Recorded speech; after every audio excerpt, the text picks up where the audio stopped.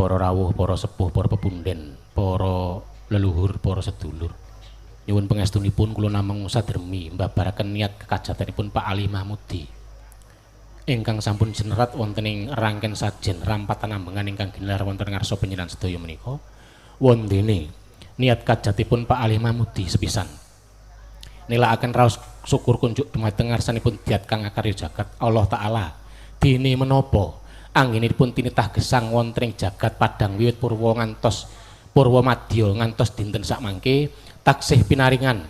keselamatan kasantosan kawidadan karahayon ingkang makaten sampun ngantos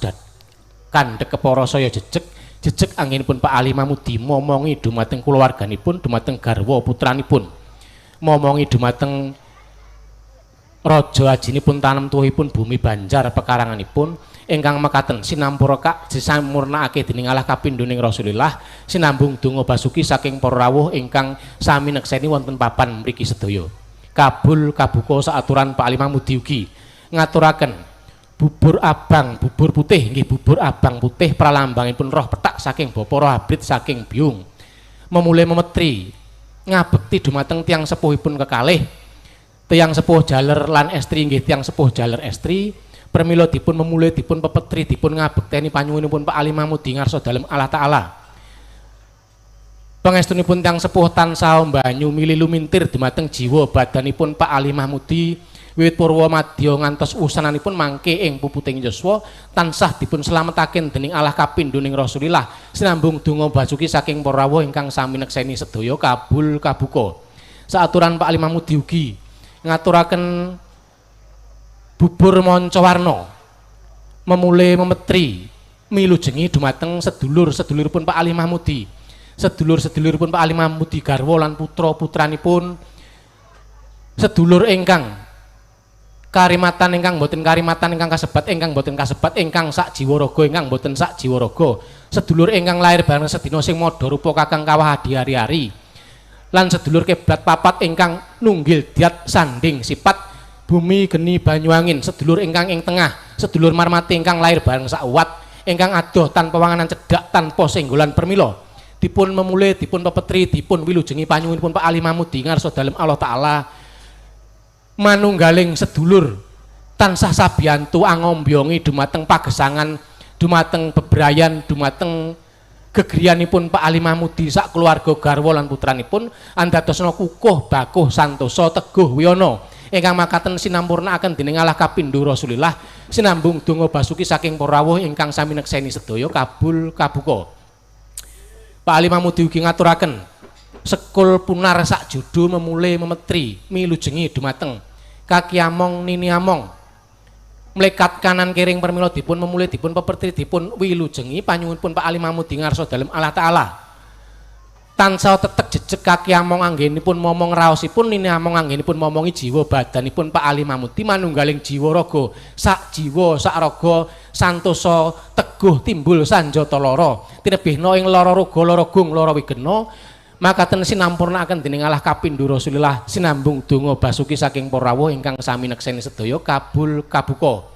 Saaturan Pak Ali Mahmudi ugi ngaturaken bujeng kuat memulai metri milujengi dumateng kaki sedua nini sedua pangreksanipun paseduluran permila dipun memulai dipun pepetri dipun wilujengi panyuwunipun Pak Ali Mahmudi ngarsa dalem Allah Taala kempalanipun pengestu tiang sepuh kekalih kempalanipun pengestu para luhur manunggaling para sedulur ingkang nunggal sedya nunggal rasa nunggal sifat nunggal karep andayanono Pak Ali Mahmudi kukuh bakuh santosa teguh timbul sanjata lara teguh wiyana teguh rahayu slamet kukuh bakuh anggenipun momongi kulawarganipun garwa lan putranipun anggenipun momongi raja haji tanem tuwuh lan Banjar pekaranganipun santosa lair batinipun tinebihna sekathahing lara-lara raga lara gung lara wigena teguh wiyana teguh saking bapa wiyana saking biyung teguh rahayu slamet selamat sak alang ujure sak tiba malangi sak obah polahe sak saba parane srinane sawengine sinulametaken dening Allah kapindho Rasulillah sinambung donga basuki saking para rawuh ingkang sami nekseni sedaya kabul kabuka. Saaturan Pak Ali Mahmudi ugi ngaturaken sekul suci ulam sari-sari sarining Trimurti sari-sarining bumi kunjuk memulai memetri ngabekti dumateng junjunganipun umat Islam inggih junjunganipun Pak Ali Mahmudi sak garwa putra lan sedaya kulawarganipun panjenenganipun Nabi Agung Muhammad sallallahu alaihi wasallam sagarwa putra sekabat sekawan Abu Bakar Umar Utsman Sayyidina Ali permila dipun memulih dipun pepetri dipun wilujengi sinampurnakna sedaya panyuwunan sinampurnakna sedaya ruwatan ingkang sampun ginelar sinampurnakaken dening Allah kapindho Rasulillah sinambung donga basuki saking para rawuh ingkang sami nekseni wonten papan mriki sedaya saaturan Pak Ali Mahmudi ugi memulih memetri milujengi dumateng Kiai Dalang Sejati sak panjak rancak panggenter pangeter-eter gamelan wayang panggung kelir gedebok bencong permila dipun memulih dipun pepetri dipun wilujengi panyuwunipun Pak Ali Mahmudi ngarsa dalem Allah Ta'ala anginipun Kiai Dalang Sejati nindakaken pangruwatan kina bulan dening Allah kapindho Rasulillah sineksen lan sinambung donga basuki saking para rawuh ingkang sampun nekseni wonten papan mriki sedaya kabul kabuka Pak Ali Mahmudi ugi memulih memetri dumateng Kiai Dalang ingkang ing mangkinipun gelar pewayangan sedalu natas ingkang dipun tindakaken kadang kula saking Rembang Ki Sigit Arianto sak penderekipun permila dipun memulih dipun pepetri dipun wilujengi panyuwunipun Pak Ali Mahmudi ngarsa dalem Allah Ta'ala sak purnanipun anggenipun nindakaken parwatan sak purnanipun anggenipun nindakaken pewayangan sak purnanipun anggenipun nindakaken slametan slameto sing dislameti slameto sing nylameti slameto sing nindaki sing nekseni sing ngamini sing padha ngombyongi slamet wit dinten menika ngantos sak lami-laminipun sinlametaken dening Allah kapindho Rasulillah sinambung donga basuki saking para rawuh ingkang sami nekseni sedaya kabul kabuka Pak Ali Mahmudi ugi memulih memetri ngaturaken kolak gedang ketan wurang memulih memetri milujengi dumateng leluhuripun kakung lan estri leluhur kakung estri ingkang sampun sumare sowaning tepet suci lan ugi memulih memetri leluhur-leluhur kina ingkang cinandhi ngakoso jinempa ing maruta ingkang sowan ing ngayunan ingkang duk kinanipun mbok menawi sinampiran sipat mbok bilih lepat dadi para raja para dwija para nabi para wali para ngulama para ratu para empu ingkang yasa bedama landhep saking wungkal landhep saking warangan para brahmana para pandhita permila dipun memulih dipun pepetri dipun wilujengi panyuwunipun Pak Ali Mahmudi ing ngarsanipun Allah Ta'ala sadaya anggenipun sowaning ayunan lepas soparane padang dalane jembara papane dipun ngapura sedaya kalepatane ditampi dharma amale kantuna urip jenjem ayem tentrem urip langgeng tan kenaning owah sineksen para rawuh ingkang sami nekseni lan anjenengi sinambung donga basuki saking para rawuh sedaya kabul kabuka Pak Ali Mahmudi ugi ngaturaken gedang setadah gedang setangkep anadana sedaya selawat anadana sedaya salengat anadana sedaya pangestu gedang setangkep memulih memetri milujengi dumateng Mbok Dewi Pertimah Dewi Pertiwi panutanipun tiyang pawestri sanak danyang dewaning bumi kiyanta boga sabet saben banjar pekarangan bumi kapidak bumi kapecak bumi kalenggahan permila dipun memulih dipun pepetri dipun wilujengi panyuwunipun Pak Ali Mahmudi ing ngarsa dalem Allah Ta'ala sakpurnanipun parwatan sakpurnanipun slametan bumi ingkang dipun adegi gegriya bumi ingkang dipun damel bebrayan Pak Ali Mahmudi lepaso sedaya kala sukerta durga sengkala denda trimala mala malaning karti candala mala malang panggawe ala alaning manungsa ala alaning bangsa drubriksa bangsa teluh tenung braja santet jengges sambang lan kemayan lepaso ingkang dados sukertanipun kantuna teguh rahayu slamet ingkang makaten sinambung donga basuki saking para rawuh ingkang sami nekseni sedaya lan ugi dadosa bumi ingkang hayu bumi hayem bumi angayomi hayu anguripi hayem angasrepi lan anguripi angasrepi dumateng Pak Ali Mahmudi sak garwa putra ingkang dedunung wonten ing Siti Agung Balikerta balikertanipun Pak Ali Mahmudi sak kukuban sinampurnakaken dening Allah kapindho Rasulillah sinambung donga basuki saking para rawuh ingkang nekseni sedaya kabul kabuka Pak Ali Mahmudi ugi ngaturaken cok bakal ndok badhek tetes lan keleman memulih memetri dumateng cikal bakal akal bakal ingkang bakali bumi desa Banjardawa permila dipun memulih dipun pepeti dipun wilujengi panyuwunipun Pak Ali Mahmudi anggenipun dedunung dumateng ngarsanipun Allah Ta'ala anggenipun dedunung wonten ing Desa Margorjo Kecamatan Ndawe Kabupaten Kudus linepatna sakabehing kala sukerta lepaso saking panggawe ala pakarti candala kantuna kukuh bakuh santosa ilango kurang cingkrang lan mirang tansah kinajenan tansah kinasian tansah kawelasan ing sakpada padanipun guyub rukun kalian kulawarga garwa putra sanak kadang lan tangganipun ingkang makaten sinampurnakaken dening Allah kapindho Rasulillah sinambung donga basuki saking para rawuh ingkang nekseni sedaya kabul kabuka. Saaturan Pak Ali Mahmudi ugi ngaturaken memulai memetri milujungi dumateng Bagindo Kilir Ki Dukut Banyu ingkang dipun angsu rinten lan dalu pangreksanipun sumber songo permila dipun memulai dipun pepetri dipun wilujengi panyuwunipun Pak Ali Mahmudi ngarsa dalem Allah Ta'ala tumetes sing sumber songo wonten jiwa badanipun ingkang putra ingkang nandhang Sukerta wonten ing bumi pekaranganipun Pak Ali Mahmudi dadosa lare-lare ingkang kados linaraken suci kados wingi uni lepaso sedaya Sukerta sinengkalan kupat luar-luara sedaya kala Sukerta Durga Sengkala Dendra Trimala mala-mala ingkang sampun tumiba dadosa Teguh Yuwana ingkang dereng tumiba katuta banyu mili barat lesus cabar bubar tanpa karana musna ilang tanpa lari ingkang makaten sinambung donga basuki saking para rawuh ingkang sami nekseni wonten papan mriki sedaya. Saaturan Pak Ali Mahmudi ugi ngaturaken golong songo ugi gula gimbal gula gringsing kinarya memulai memetri milujengi dumateng dinten 7 pasaran 5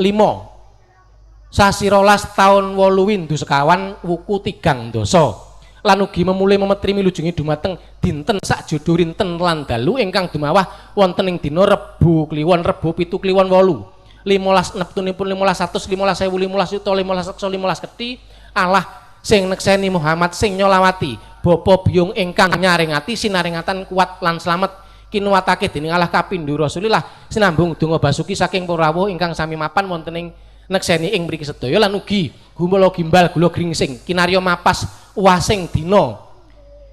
kuburing suku wadining sasi Jatingarang Jabung Wuku Naga taun Rijalolah permila dipun memulai dipun pepetri dipun saringati panyuwunipun Pak Ali Mahmudi ngarsa dalem Allah Ta'ala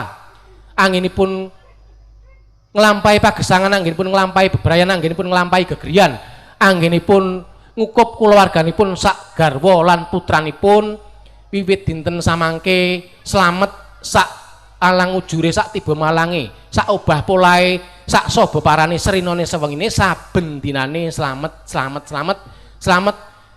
sinalametaken dening Allah kapindho Rasulillah sinambung donga basuki saking para rawuh ingkang sami nekseni sedaya saaturan Pak Ali Mahmudi ugi ngaturaken bubur sepuh bubur sengkala panyuwunipun Pak Ali Mahmudi ngarsa dalem Allah Ta'ala bubur sepuh anyepwana sedaya kekajatan sedaya pangruwatan sedaya panyuwunanipun Pak Ali Mahmudi bubur sengkala anyengkalanana dumateng jiwa badanipun Pak Ali Mahmudi garwa lan putra-putranipun ingkang dipun ruwat lan ugi sabet sapon banjar pekaranganipun Pak Ali Mahmudi linepasna sedaya kala Sukerta Durga Sengkala Dendra Trimala kala-kala ingkang sampun tumiba dadosa Teguh Yuwana ingkang dereng tumiba katuta banyu mili barat lesus ingkang mangkaten sinampurnakaken dening Allah kapindho Rasulillah sinambung donga basuki saking para rawuh ingkang sami nekseni sedaya minangka mungkasi atur anggen kula mbabaraken sedya lan kekarepanipun Pak Ali Mahmudi. Pak Ali Mahmudi ugi memulai memetri milujengi dumateng kaki slamet nini slamet permila dipun memulai dipun pepetri dipun wilujengi panyuwunipun Pak Ali Mahmudi ngarsa dalem Allah Ta'ala slameta anggenipun nindakaken pangruwatan lan sakpurnanipun slameta anggenipun slametan lan sakpurnanipun slameta anggenipun nindakaken pewayangan sakpurnanipun slamet sak alang ujure sak tiba malange sak obah polahe sak saba parane srinane sewengine slamet kulawargane slamet raja hajine tanem tuwe banjar pekarangane slamet dipun slametaken dening Allah kapindho Rasulillah ingkang makaten sinambung donga basuki saking para rawuh ingkang sami nekseni sedaya rahayu sampun purna anggen kula mbabaraken niat kekajatanipun Pak Ali Mahmudi mbok bilih wonten cicir tewet tuna dungkap kula nyuwun lumunturing samudra pangsami kula nyuwun dumateng Mas Edi dipun dungani. Bismillahirrahmanirrahim. Ila hadratin Nabil Mustafa Muhammad Rasulullah sallallahu alaihi wasallam wa ala alihi wa ashabihi wa dzurriyyatihi. Al-Fatihah. A'udzu billahi minasyaitonir rajim. Bismillahirrahmanirrahim. Alhamdulillahirabbil alamin. Iyyaka na'budu wa iyyaka nasta'in ihdinas siratal mustaqim siratal ladzina an'amta 'alaihim khususun ila hadrati wa jasati bi qalbi Bapak Ali Mahmudi sak keluarganipun sedaya seduluripun Bapak Ali Mahmudi lan segala keluarganipun kaki among nini among ingkang ngomong jiwa pun Pak Ali Mahmudi lan sakeluarganipun cikal bakal ingkang bakal saban jan sapon pekarangan desa Merkur sedaya leluhur-leluhuripun Bapak Ali Mahmudi, leluhur ingkang caket, leluhur ingkang tebih, leluhur ingkang kasebat lan leluhur ingkang boten kasebat, leluhur ingkang karumat lan leluhur ingkang boten karumat. Al-Fatihah. A'udzubillahi minasyaitonir rajim. Bismillahirrahmanirrahim. Alhamdulillahirabbil alamin arrahmanir rahim maliki yaumiddin. Iyyaka na'budu wa iyyaka nasta'in ihdinas siratal mustaqim. Siratal ladzina an'amta 'alaihim ghairil maghdubi 'alaihim waladdallin. أعوذ بالله من الشيطان الرجيم بسم الله الرحمن الرحيم اللهم صل على سيدنا محمد وعلى آله سيدنا محمد سيدنا والآخرين والسلام ورضي الله تعالى عن صحابة رسول الله أجمعين اللهم اغفر للمسلمين والمسلمات والمؤمنين والمؤمنات الأحياء منهم والأموات اللهم اغفر لنا ذنوبنا ولوالدي وارحمهما كما ربينا صغيرا اللهم اغفر خصوصا إلى حضرة بابا علي محمود اللهم اغفر له وارحمه وعافيه واعف عنه اللهم اغفر لها وارحمها وعافيه واعف عنها اللهم selamatan fid din wa afiatan fil jasad wa ziyadatan fil ilmi wa barakatan fil rizqi wa taubatan qabla al maut wa rahmatan indal maut Allahumma hawin ya Allah fi sakratil maut wa najata minan nar wa hamdal hisab rabbana la tuzigh qulubana ba'da idh hadaitana wa hab lana min ladunka rahmah innaka antal wahhab Allahumma ja'alna 'alil ilmi fid dunya wal akhirah Allahumma ja'alna khair Allahumma ja'alna ibadah Allahumma ja'alna shadaqah Allahumma ja'alna ulama'il alimin Allahumma ja'alna umara'i adilin Allahumma ja'alna aghniya'i syakirin Allahumma ja'alna min ibadil sholihin Allahumma ja'alna min ibadis sabirin Allahumma ja'alna min muttaqin Allahumma ja'alna min mukhlasin Allahumma ja'alna min ahli la ilaha illallah Muhammadar Rasulullah ila yaumil qiyamah bi rahmatika ya arhamar rahimin la ilaha illa anta subhanaka inni kuntu minadh dhalimin ya Allah biha ya Allah biha ya Allah bi husnul khatimah ya latif ya latif ya latif ya muqallibal qulub sabit qulubana ala dinika wa ala taatik Allahumma arinal haqqa haqqa wa rasulana ibah wa arinal batila batila wa rasulana ibah rabbana atina min ladunka rahmah wa hayyi lana min amrina rasyada rabbi israh li sadri wa yassir li amri wa hlul 'uqdatam min lisani yafqahu qawli rabbana atina fid dunya hasanah wa fil akhirati hasanah wa qina adzabannar Allahumma adkhilnal jannata mal abrar ya Aziz ya Ghafar ya Rabbal alamin subhana rabbika rabbil izzati amma yasifun wa salamun alal mursalin walhamdulillahi rabbil alamin al-fatihah.